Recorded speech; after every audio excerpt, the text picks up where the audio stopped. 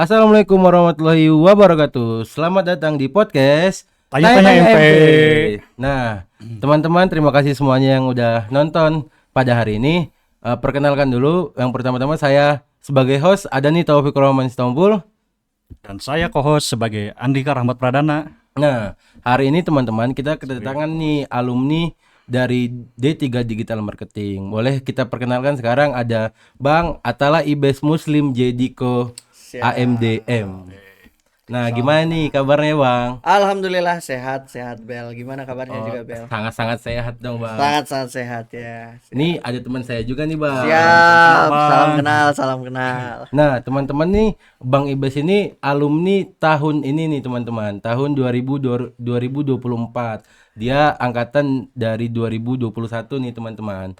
Nah, sebelum kita masuk ke pertanyaan selanjutnya, boleh saya bacakan CV dari Bang Ibes dulu nih teman-teman. Nama Bang Ibes adalah Muhammad Atila Ibes Muslim Jediko AMDM.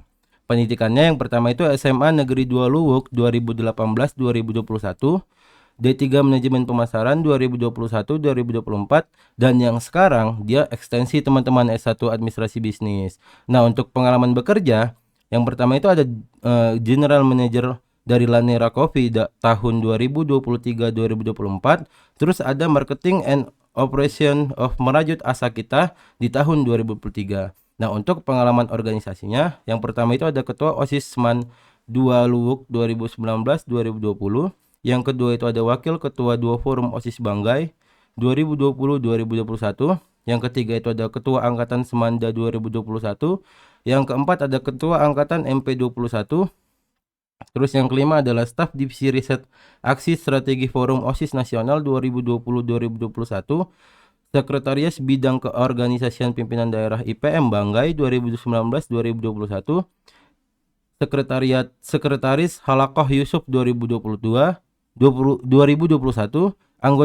Anggota Bidang Humas Sispentas 2021. Dewan Kader Tapak Suci Banggai 2022.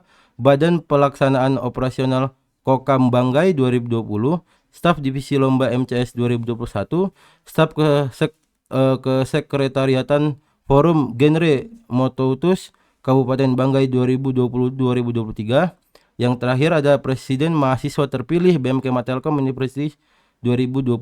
Boleh dilanjut sama teman saya. Nah, Bang Ibes ini sudah melakukan publikasi jurnal ilmiah. Salah satunya yang pertama ada implementasi kreatif marketing bagi para pengrajin tas di Desa Blok Ransel, Margahayu Tengah, tahun 2023, penerbit Prosding Universitas Terbuka. Nah, yang kedua, pelancangan implementasi dan evaluasi cyber branding guna meningkatkan brand awareness pada platform akun Shopee UMKM Merajut Asa Kita 2024. Terakreditasi Sinta dan Copernicus. Nah, yang ketiga ada HR Manajemen Transformation in Indonesia UMKM, the role of AI in SOP Making and Recruitment, terakreditasi Scopus Q2. Nah, yang keempat, ini masih ongoing ya teman-teman, improving the innovation performance of UMKM in Badung Regency. Nah, untuk prestasi dan lomba dan penghargaannya sangat banyak juga nih teman-teman. Lumayan capek juga ya Bang bacain CV. Wah, orang-orang yang emang udah di atas kita ini emang agak ngeri ini. Nah, untuk prestasi dan lomba penghargaan ini, yang pertama itu ada medali emas pecak silat kategori tanding tapak suci Open Bupati Cup Sleman tingkat provinsi 2018.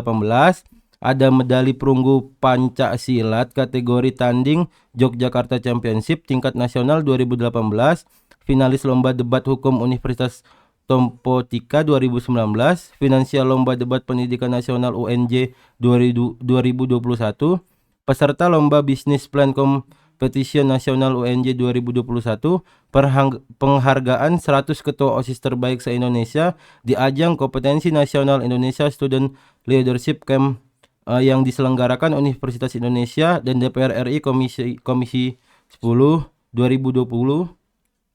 Juara 3 Duta Genre Putra Kabupaten Banggai 2021, Best Speaker Duta Genre Kabupaten Banggai 2021, lulusan pendanaan POMN mewakili HMMP 2022, penerimaan beasiswa BNI 2023, wisudawan berprestasi bidang inovasi dan entrepreneur FIT Telkom University 2024.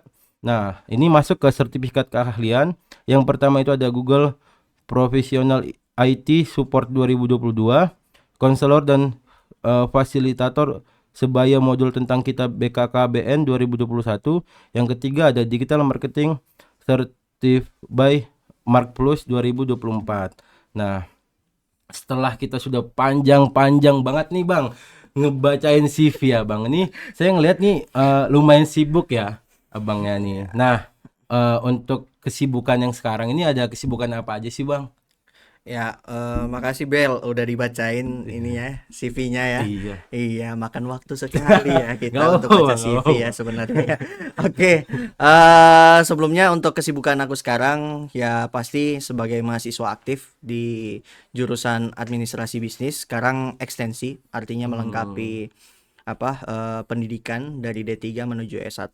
Kemudian aktif juga sebagai asisten praktikum atau asisten dosen di mata kuliah manajemen human capital dan juga aktif di dalam beberapa proyek riset serta pengabdian masyarakat. Nah, di samping itu juga saya juga masih ada kesibukan biasanya kerja gitu ya. Kerja sebagai manajer dalam satu perusahaan F&B gitu. Nah, itu untuk kesibukannya sekarang gitu.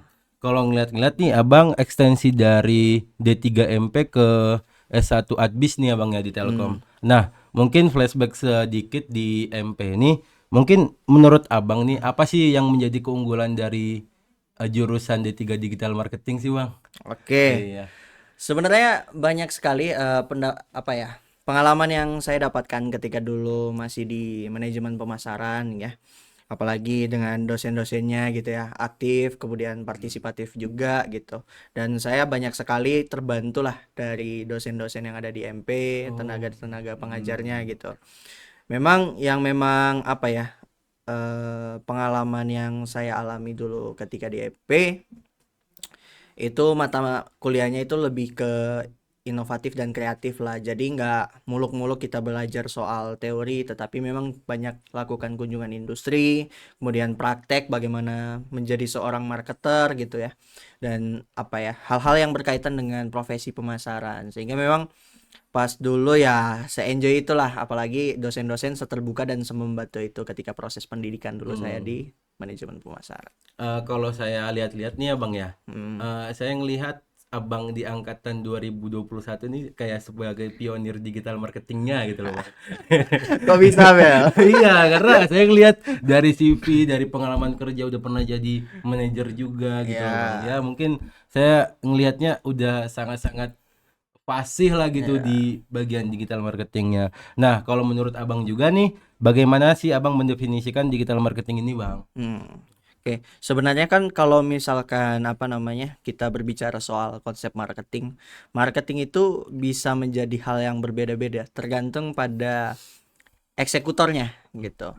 Nah, secara garis besar memang marketing ini mengalami proses perkembangan gitu ya, dari marketing secara konvensional sampai yang sekarang modern seperti digital gitu. Nah, secara definisi pemasaran itu kan merupakan suatu proses berupa penawaran Benar. terhadap lingkungan sosial atau terhadap masyarakat berupa apa yang menguntungkan bagi mereka dan itu menjadi salah satu daya tarik gitu. Nah, ketika digabungkan nih dengan nama digital artinya proses pemasaran berupa penawaran keuntungan dari produk kita terhadap suatu konsumen dengan cara yang digital gitu. Jadi ya lebih banyak menggunakan media sosial gitu ya, platform-platform lain gitu, bisa dari Instagram, bisa dari e-commerce dan lain-lain gitu. Iya. Nah, saya juga ngelihat dari sisi Abang nih, Abang pernah nih jadi manajer Laniera Coffee nih di Ya. tahun 2023 2024. Saya juga kalau nggak salah nih, saya tahunya Laniera ini punya anak Telkom juga nih, Bang. Ya. Mungkin ada beberapa orang yang punya bisnis ini gitu ya. Nah, pas Abang di manajer Laniera Coffee ini Abang menemukan apa sih yang menjadi mungkin kelemahan dari digital marketing ini di era AI pada saat ini sih, Bang? Oh iya. Mungkin tantangan yang memang saat itu saya hadapi ya dalam menjalankan bisnis Lanera Coffee, dalam hal ini menjadi general manager atau menjadi manajer utama lah. Itu memang persaingan pemasarannya cukup ketat, apalagi industri saya kan bergerak di bidang F&B. Industri F&B ini di lingkungan mahasiswa, apalagi di sekitar regional Telkom University itu Benar. ramai sekali. Sangat-sangat ramai itu. Artinya persaingannya juga cukup tinggi tuh. Nah, ketika persaingan cukup tinggi, maka siapa yang paling menguntungkan dan siapa yang paling menarik itu yang biasa menjadi pemenang pasar, bisa dikatakan begitu. Nah, tantangan yang saya hadapi adalah ketika melakukan proses pemasaran yang ada di Telkom University itu beragam sekali. Apalagi sekarang dengan perkembangan AI. Kita kalau dulu nih mikirin konsep marketing itu seperti apa, itu bisa apa namanya brainstorming lah dengan teman-teman yang lain. Gimana caranya sih ngurusin marketing dengan kondisi pasar yang persaingannya sangat ketat nih. Tapi kalau misalkan dengan AI kita lebih terbantu nih. Dari segi apa? Sumbangsi ide. Kemudian yang kedua, itu juga dibantu dari segi bagaimana proses marketingnya itu berjalan. Sehingga ada opsi-opsi tambahan dalam proses melakukan pemasaran dan inovasi daripada pemasaran itu sendiri. Sehingga ya memang dengan sekarang adanya AI, ya akan ada dua kemungkinan. Dia menggunakan AI itu dengan cara yang baik Baik atau tidak. atau cara yang buruk gitu. Nah, tinggal tergantung aja dia menggunakannya dengan seperti apa. Ketika dia menggunakan dengan cara yang buruk ya biasanya hasilnya juga nggak jauh-jauh dari situ gitu. Nah, sebaiknya kita juga memilah-milah lah dalam menggunakan AI, apalagi buat kegiatan pemasaran. Jangan sampai nanti bias gitu dalam proses penggunaannya dan nanti malah jadi efek domino buat diri kita sendiri dalam menjalankan bisnis gitu sih. Nah, ini Dika juga teman saya Bang. Ini juga teman satu kelas saya nih Bang. Dia Oke. juga ada beberapa pertanyaan nih buat Abang nih. Boleh Boleh, deh. Dika. Langsung nanya aja ya. Siap, siap. Di Dik. Bang, menurut pandangan Abang, Mm-mm. gimana sih cara membangun strategi digital marketing untuk membangun merek? Oke. Sebenarnya kalau dari saya sendiri ya, saya teringat dosen saya di Adbis. Beliau mengatakan kayak gini. Di mata kuliah strategi dan kebijakan bisnis. Tidak ada strategi yang paling benar. Yang ada hanyalah strategi yang tepat di waktu yang tepat. Atau strategi yang tepat di tempat yang tepat gitu. Jadi ya bisa saja pemasaran yang dilakukan Eropa belum tentu relevan dengan kondisi sosial yang ada di Indonesia gitu. Jadi ketika kita berbicara terkait dengan strategi, maka tantangan utama yang harus kita hadapi, hal utama yang harus kita lakukan adalah memperhatikan siapa segmen pasar kita. Baru di situ kita bisa menentukan strategi yang dilakukan apa biar sesuai dengan kebutuhan dari pasar. Iya, saya juga pernah ngeliat tuh Bang, salah satu contohnya itu mungkin ada tuh tempat F&B yang suka marah-marah tuh. Saya pernah Ya. tahu lah gitu Ya. kan. Terus ya mungkin karena mayoritas dari orang Indonesia tuh yang ramah-ramah tapi bukan yang marah-marah. Jadi kurang dia ya untuk menjalankan bisnisnya di Indonesia. Mungkin seperti itu kali Ya, Bang. ya, Benar, salah Bang. satunya gitu. Nah, terus menurut Abang nih pentingnya konten yang berkualitas dalam digital marketing itu seperti apa sih Bang setelah Abang udah menjalanin 1 tahun di general apa tadi Bang? General manager.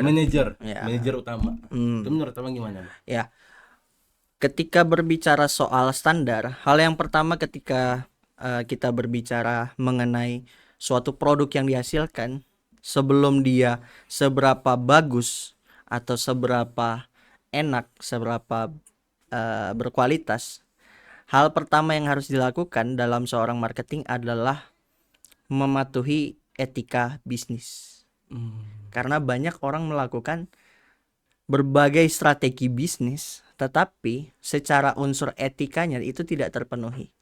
Artinya apa? Ada proses black campaign di sana. Ada kampanye hitam untuk menjatuhkan produk-produk lainnya. Persaingan boleh-boleh saja, tetapi memang ada beberapa unsur paling utama yang diperhatikan adalah etika bisnis. Sehingga dalam menjalankan proses pemasaran itu sesuai tuh dengan apa yang menjadi landasan moral ataupun etika gitu. Nah, baru tuh selesai dari persoalan etika, baru kita berinovasi. Inovasinya bisa lewat apa? inovasinya bisa dilakukan. Marketing itu kan berbicara terkait dengan 4 ya. Kalau yang paling dasarnya itu people, price, product, place, ya kan?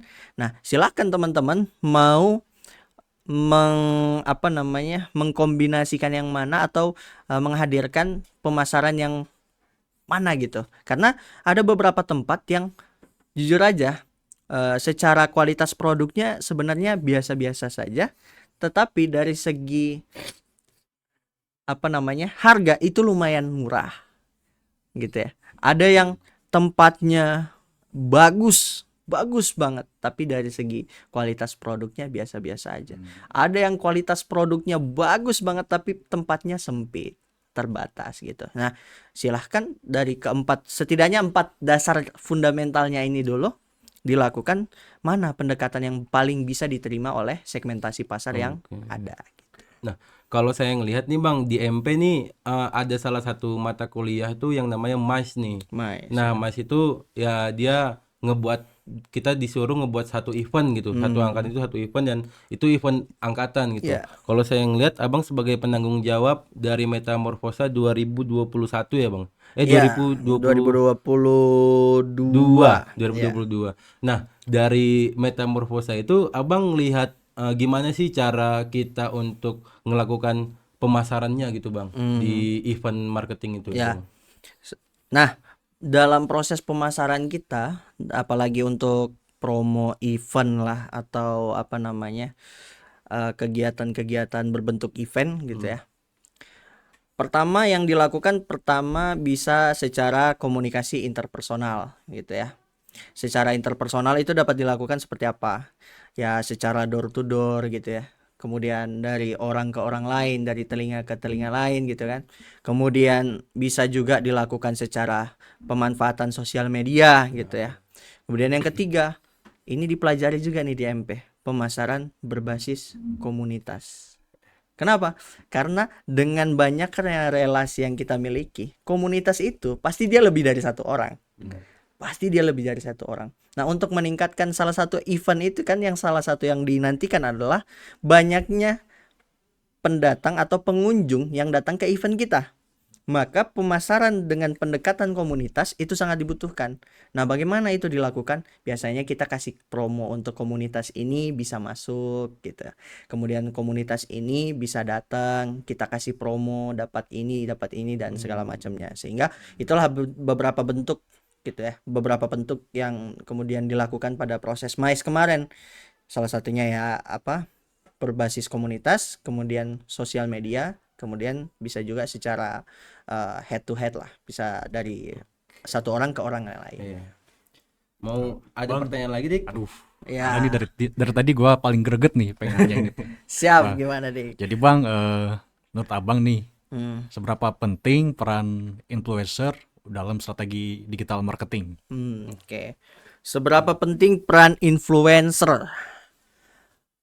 Beberapa kali kita itu justru dalam konteksnya pemasaran yang kemarin MAIS gitu ya, Metamorfosa, itu kan sebenarnya kita mengundang narasumbernya adalah seorang influencer guys.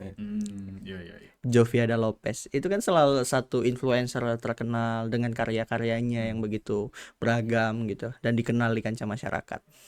Jadi memang seberapa besar pengaruh? Besar sekali. Tetapi untuk melihat angka pastinya dalam setiap, kalau saya kan basisnya selalu riset ya. Berdasarkan riset yang dilakukan oleh teman-teman saya, alumni-alumni, dan juga banyaknya peneliti yang ada di Sintan maupun di Scopus, pengaruh influencer itu memang sebesar itu. Tetapi memang perlu diperhatikan apakah reputasinya bagus atau jelek, karena reputasi juga mempengaruhi angka audiens yang datang nih gitu dalam atau angka konsumen yang tertarik untuk menggunakan produk kita dan segala macamnya gitu. Kalau ya reputasinya tidak cukup bagus ya akan menjadi bumerang sendiri buat perusahaannya gitu ya. Iya. Gitu. Nah, sebenarnya kita tuh udah terlalu jauh, tapi kita belum kenal nih Bang Ibes nih orang mana gitu. Karena kan Telkom ini dari berbagai daerah gitu. Mungkin dari Bang Ibes dulu nih. Bang Ibes tuh aslinya orang mana sih Bang? Oke, saya aslinya kelahiran dan kelahiran itu di Sulawesi Tengah. Sulawesi Tengah. Ya, Di saya kota apa sih itu, Bang? di Kota Luwuk. Pasti Luwuk. kalian nggak tahu ya. Ya, jujur Iya. nggak tahu sih, Bang. Iya, Nggak memang. tahu ini Bang. Itulah. Itu kalau boleh daerah mana sih itu, Bang? Daerah Sulawesi Tengah, tepatnya di dekat dekat. dengan Kota Palu lah. Oh, dengan ya, Ya. kemarin. Ya, Oh, ya. sempat terjadi bencana lah di sana ya. Benar. Memang Babel ini Nah. terbaik. Oh iya teman-teman, saya tuh biasa dipanggil lah Babel bukan Dani. Oh, Taufik, iya. dan lain teman. Jadi ya mungkin kalau Bang Ibes manggil Bel itu ke saya teman-teman. Nah gitu. Nah mungkin ada juga nih lagi pertanyaan Bang. Nah menurut Abang nih penting nggak sih dari kita sendiri ya sebagai mahasiswa D3 Digital Marketing itu kayak bukan penting sih tapi susah nggak sih Bang dapat pekerjaan itu sih Bang. Susah nggak sih Bang dapat pekerjaan di era digital sekarang itu? Ya. Justru kalau teman-teman lihat sekarang realita di lapangan, semua perusahaan pasti membutuhkan tenaga pemasaran. Itu pasti. Kenapa? Karena ujung tombak daripada perusahaan itu bisa memperoleh konsumen itu tergantung pada aktivitas pemasaran apa yang dilakukan oleh perusahaan. Jadi, teman-teman, mau era sudah berubah dengan penggunaan digital ataupun tidak, pemasaran itu tetap masih dibutuhkan. Artinya apa? Ya tinggal teman-teman bisa menyesuaikan. Yang dulu teman-teman bisa melakukan proses pemasaran secara konvensional, maka dilakukan secara konvensional. Ketika sekarang menggunakan media digital, maka teman-teman juga harus mampu untuk menggunakan tools-tools yang ada dalam proses pengelolaan atau penggunaan daripada digitalisasi itu tadi gitu, sehingga teman-teman bisa terus menyesuaikan dengan perkembangan zaman. Oke. Nah, saya ngelihat Abang tuh sekarang udah di S1 Administrasi Bisnis nih ekstensinya. Ya. Nah, kalau saya juga nih kenapa saya masuk ke digital marketing karena saya suka bisnis juga Bang, cuman karena mungkin rezeki nggak masuk langsung ke admis atau Ya. ke eh, yang lain gitu kan. Jadi saya mungkin lebih masuk ke digital marketing dulu. Nah, kalau menurut Abang nih sebelum kita belajar tentang bisnis, apakah lebih baik kita belajar bisnis baru marketing, apa marketing baru bisnis gitu Bang? Oke. Nah, perlu dipahami bahwasanya proses pemasaran itu tidak selalu mengikat pada bisnis. Oke. Bisnis ini adalah suatu rangkaian kegiatan berupa kegiatan produksi, distribusi, dan juga konsumsi. Ini kan proses kegiatan bisnis dan juga bicara soal ekonomi ya. Nah, pemasaran itu tanpa adanya bisnis juga tetap dibutuhkan. Apakah teman-teman harus ketika melakukan ini nih, personal branding, ya kan? Nah, Memasarkan diri sendiri. Apakah teman-teman sedang melakukan proses bisnis di situ? Tidak. Tapi teman-teman tetap melakukan proses pemasaran gitu. Jadi bukan pertanyaan apakah harus belajar bisnis dulu atau belajar pemasaran, pemasaran. tetapi perlu digarisbawahi bahwa pemasaran itu dilakukan bahkan tanpa Tanpa ada proses bisnis. bisnis gitu. Jadi pemasaran terhadap diri sendiri itu adalah salah satu rangkaian proses pemasaran. Jadi tidak harus berbisnis dulu nih baru melakukan kegiatan pemasaran, maupun sebaliknya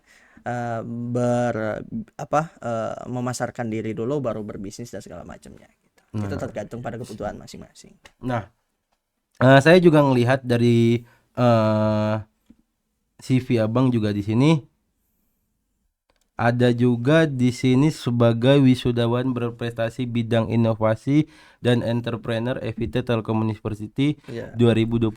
Saya ingatnya Abang itu di peringkat kedua nih. Ya. Peringkat kedua nih. Saya sama Bang Ibes nih lumayan klub gitulah. Ya, saya lumayan dekat lah sama Bang Ibes nih. Nah, waktu Abang ya dapat penyematan seperti itu tuh Abang menyangka atau gimana sih? Mungkin saya bertanya tuh kok bisa gitu loh, Abang bisa mendapatkan penghargaan itu gitu.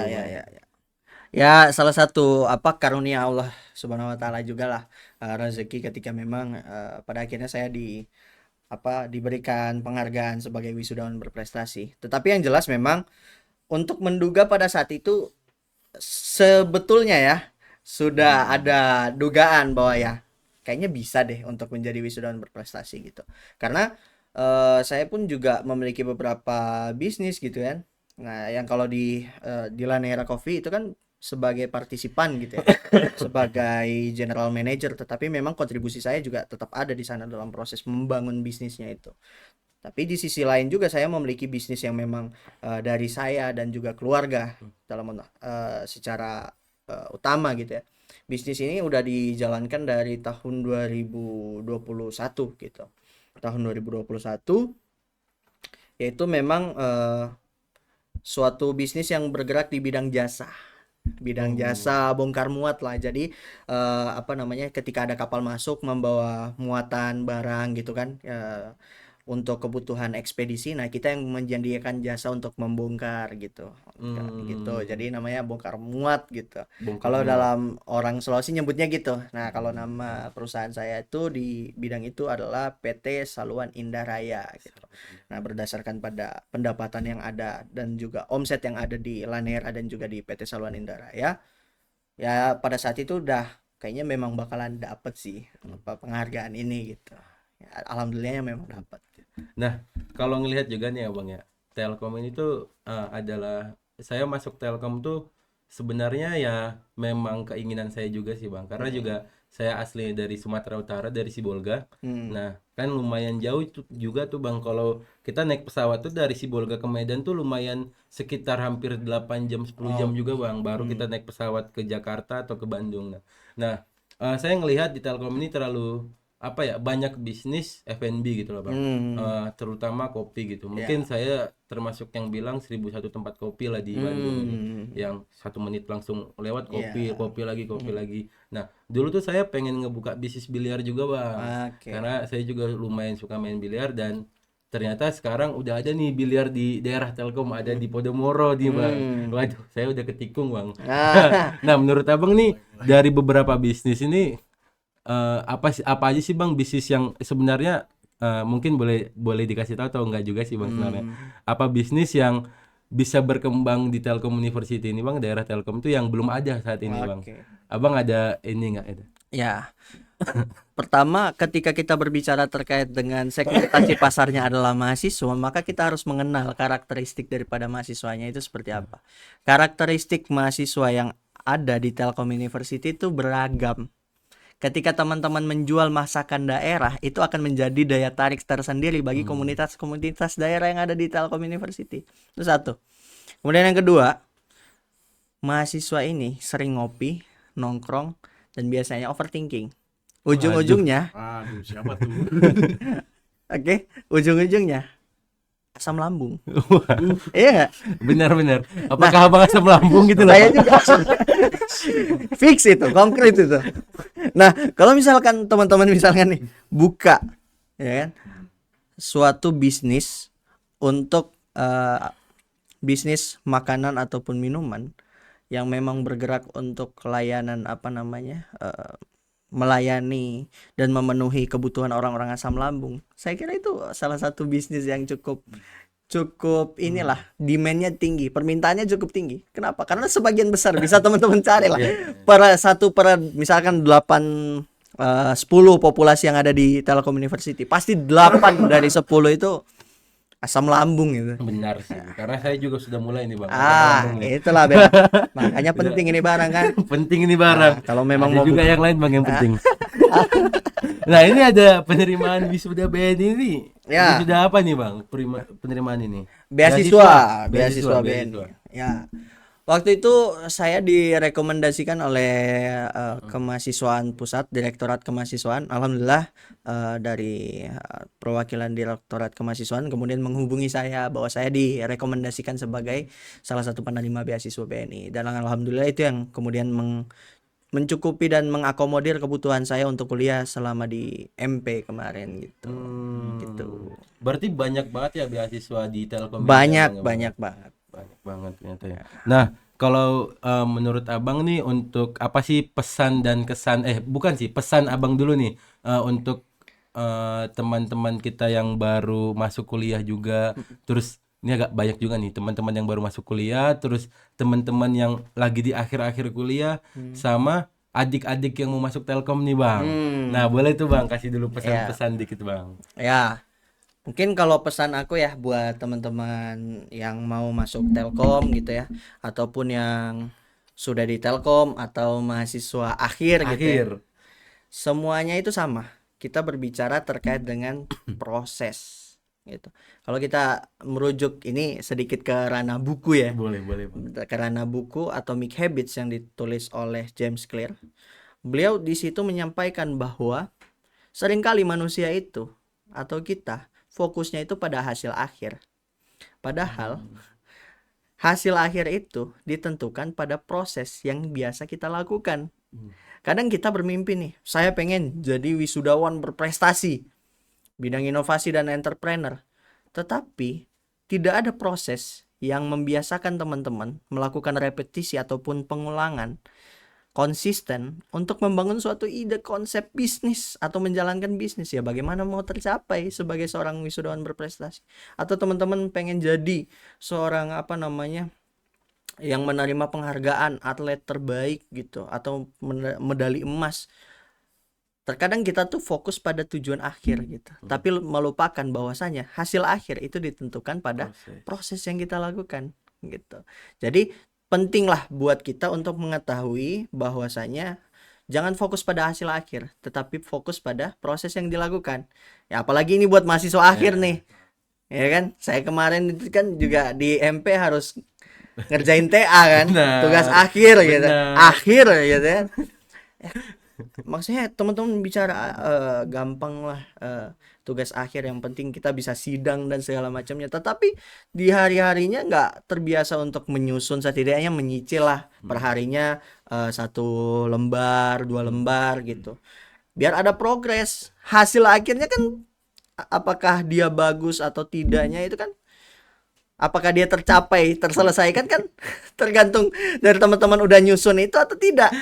Iya kan? Mungkin Babel dan Dika relate dengan sekarang kan. Aduh, papar ini papang sumpah. Iya kan? Relate sekali Bang. Iya, gitu. Jadi ya untuk semua kalangan, mau itu dari kalangan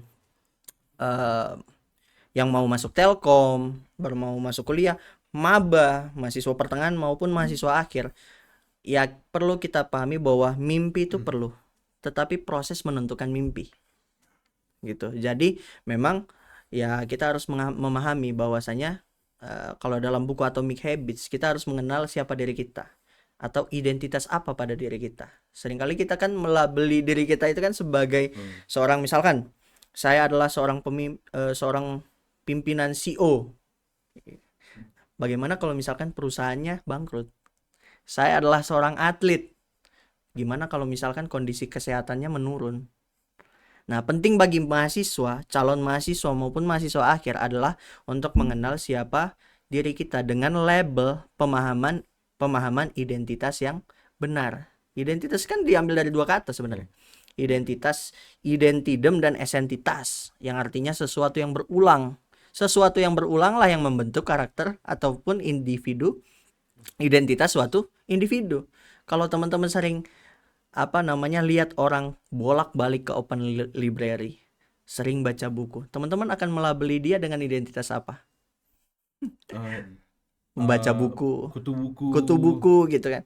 Nah itu kan identitas itu bisa tercipta karena sesuatu yang sering dia lakukan gitu. Jadi penting bagi semua kalangan lah, mau mahasiswa baru, calon mahasiswa, mahasiswa akhir, ya kita harus mengenal kapasitas yang ada di diri kita, kelebihan serta kekurangan apa. Nah yang kemudian itu kita lengkapi pada proses yang akan kita lakukan. Hasil akhir itu bakalan menyesuaikan dengan apa yang biasa kita lakukan dalam prosesnya gitu. Nah mungkin untuk di akhir ini ya, kita mau nanya terakhir nih tentang kesan abang sebagai anak D3MP, alumni D3MP gitu lah. Oke. Kesan terakhir. Iya. Kesan terakhir ya. Iya. Ya, kebetulan saya sudah ditinggal teman-teman saya. Ada yang udah bekerja, Iya. ada yang lanjut di ekstensi di universitas Mana-mana. yang berbeda gitu kan. Ya memang untuk kesannya, apalagi saya mantan ketua angkatan lah. Mantan ketua angkatan memang hal yang paling berkesan bagi saya adalah teman-teman saya ketika menjalani proses sebagai seorang mahasiswa gitu ya, menjadi seorang ketua angkatan ya harus bisa saling melengkapi gitu. Ya sebisa mungkin bahwa kita harus mendampingi dan juga saling bekerja sama untuk mencapai tujuan akhir yang diinginkan gitu. Karena kesannya itu banyak, tetapi yang menciptakan kesan itu bukan hanya diri kita, tetapi orang-orang di sekitar kita juga gitu. Jadi ya mungkin buat teman-teman, buat Babel, Dika gitu kan lagi ngejalanin ya nggak apa-apa gitu, fokus sama TA gitu ya. Iya. Ya, tapi libatkan juga dari teman-temannya. Mungkin dari situ bisa saling melengkapi gitu. Ya, oke. Barat, terima kasih banyak nih kepada Bang Ibes. Siap. Banyak banget lagi nih yang mau aku pertanyakan Iya. sama Bang tentang organisasi dan lain-lainnya nih, Bang. Oke, terima kasih ya, Bang ya. Iya. Terima kasih teman-teman yang sudah menonton. Nah, di sini nih kameranya Bang, kalau di akhir tuh di sini. Nah, terima kasih teman-teman yang udah Siap. menonton. Selamat apa ini?